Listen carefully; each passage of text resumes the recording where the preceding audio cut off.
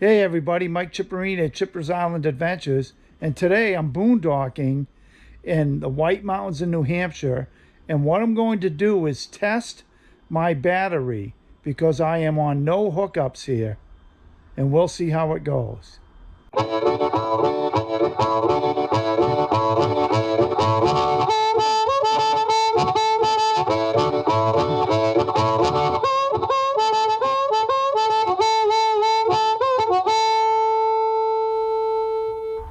So hey everybody, about 4 months ago I got a new battery for my my rig for the house side, and what I got was a 200 amp AGM, and I'll show you that battery in a minute.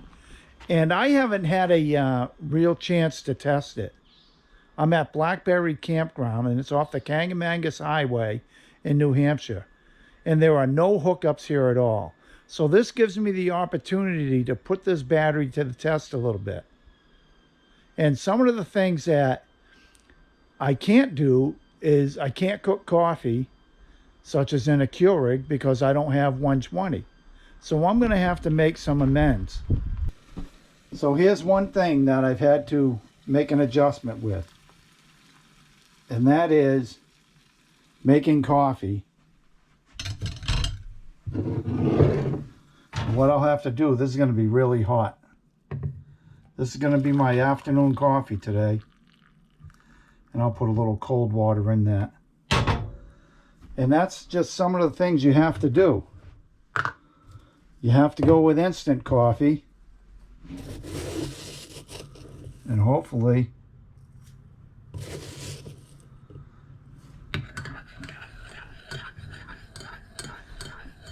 you have to go with instant coffee if you're not on any type of hookups. Some of the things that I'm not going to be able to have here. I'm not going to be able to use my TV or any entertainment like that. Anything that is 120 I cannot use. Why? I don't have an inverter, so that means I can't run anything on 120.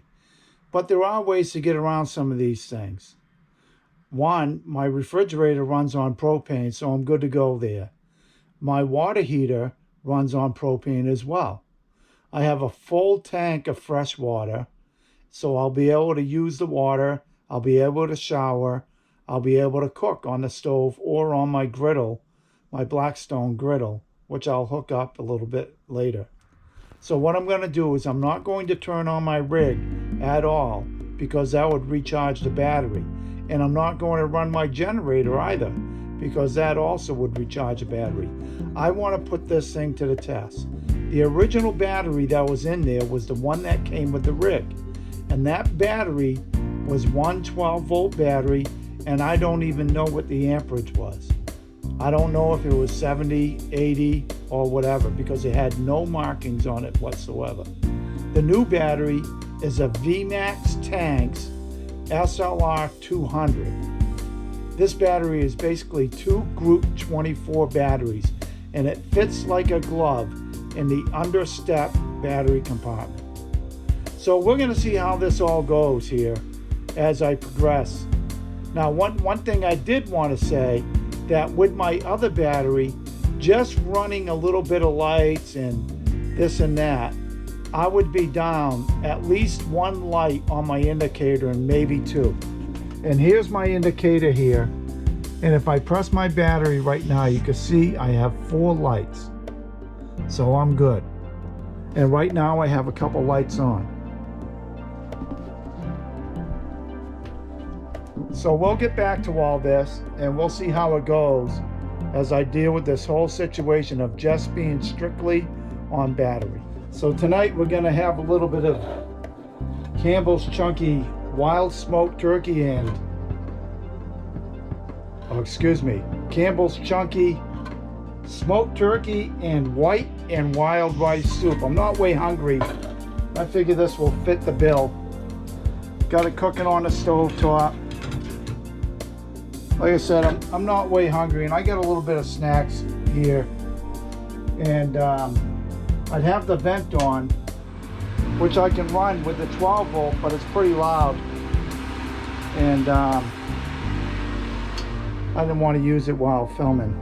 I have my max fan running, as you can see, trying to get the temperature down in here, and I'm sure it will cool down later in the evening. So far so good with the boondocking. I haven't been here that long, but I've had the lights on and stuff, and right now my batteries are still at 4. So, and I've had that fan running about a half hour now. The sun is setting here on the Kangamangas. Actually, the sun is set. It is now about 20 till 8. I've got my max fan running in the rig so that I can blow out some of that hot air, and it's working because the outside air temperature is getting cooler. Inside the rig, the max air fan remote says it's 73. So I should have a pretty comfortable night of sleep, and I got some windows open. And these are things I normally don't do. I normally don't open up the windows that much because I run the AC, but up here, as I said, I do not have power. And one of the things I wanted to mention is that because I don't have power, I still got to charge my cell phone, and I also have an Apple Watch. So I like to charge those along with the batteries from my GoPro. So I brought a little battery pack with me, and you can see it here. And I can charge 2 devices at once. So basically all I need to do is my watch, my phone, and keep the batteries charged, and I'm good to go. And I also, as a backup, have my NOCO boost, which is for jump and start. It's actually for jump starting an engine, and that has a couple USB ports on it that I could use in a pinch as well. But I have this little battery pack. What I'd like to get is one of the portable power stations, which are name brands like Jackery, Bluetti, Energy. I've been doing a lot of research on them. It's a pretty good chunk of change to drop on those. So when I buy it, I want to make sure I'm getting the right one. And I also will be able to use it at my house should the power go out. Although I already have a generator, but if we don't feel like hooking up the generator, we think it's going to be a short outage, then I can always use this little pack, or the portable pack. Morning, everybody. Well, last night I ran the max fan all night, and that was bringing in some cool air because it got a little warm in here during the day, and I don't have an air conditioner to run. And after running that all night, having lights on like I do right now, using the fan on the stove when I cooked, I look at my battery and I'm still looking good. That's the battery. So I'm still at 4. But what I'm going to do is I'm going to show you the battery, but I'm also going to check the voltage real quick. Okay, so here's my VMAX battery. And I got my voltmeter sitting there. And like I said, this is the VMAX Solar 200 or SLR 200. And it fits perfectly in this box underneath the step. Now watch this voltage. We'll see what it does. 12.69. And that's not bad after using it all night long. So the battery indicator right now is stating 4, but it's probably barely on 4. So I'm real happy with this battery. I can get a lot done just using it the way I have. So just a few minutes later, they're on 3, which tells me it's down a little bit, but still that's good. I'm real happy with that battery. That's the whole point of this little experiment. I got through a night just on propane and using the battery. Now I could start the engine and charge that, top it off like nothing. This has been a good learning experience, and to see how this battery behaves.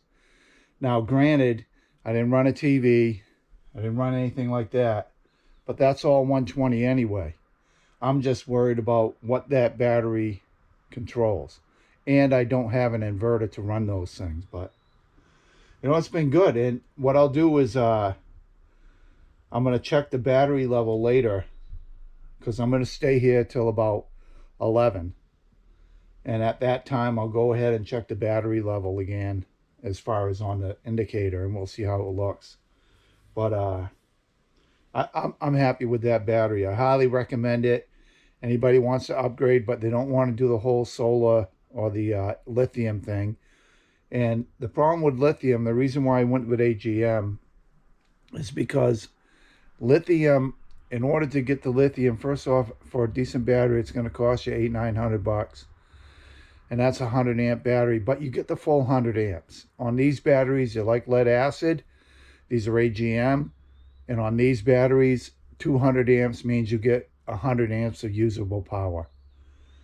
That's the way it works. And this battery indicator, I wanted to tell you, what that's telling me is that I still have, if I have 3 indicator lights, I still have 75 amps of power to use. And that's pretty good.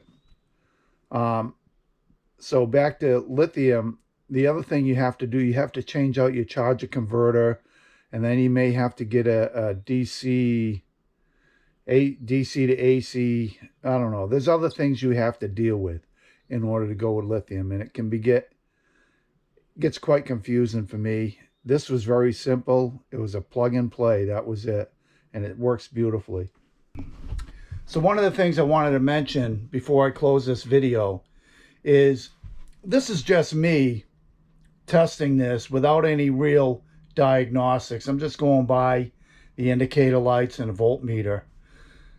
One of the things I do want to get is a voltmeter / amp meter, and this is the one I'm looking at. You can see it down below here, and I want to put that on because then I really get a pretty true usage and indicator of how many volts I have and how many amps I have left over. And this is a pretty good volt meter, so I want to put that in and put it somewhere where the other electronics are on the left side of the step coming into the rig.